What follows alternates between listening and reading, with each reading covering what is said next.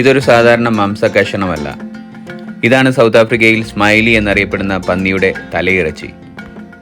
ഈ സ്മൈലി എന്ന് പേര് വന്നത് എന്തുകൊണ്ടെന്നറിയുമോ? പന്നിയുടെ തല ഇങ്ങനെ ചുട്ടെടുക്കുമ്പോൾ അവയുടെ ചുണ്ടുകൾ ചുരുങ്ങി ചിരിക്കുന്നത് പോലെ ആകാറുണ്ട്. അതാണ് ഈ പേരിൻ്റെ പിന്നിലെ കഥ. ഇതിവിടുത്തെ ഒരു പ്രത്യേക വിഭവമാണ്. ഗ്രാമങ്ങളിലും നഗരങ്ങളിലും നടക്കുന്ന ഒത്തുചേരലുകളിൽ ഒരുപോലെ സ്വീകാര്യതയുള്ളതും സാധാരണയായി കാണുന്നതുമായ ഒരു വിഭവം. പന്നിയുടെ തല നന്നായി വൃത്തിയാക്കി ഉപ്പ് ചേർത്ത ശേഷം തീയിൽ ചുട്ടെടുക്കുന്നു.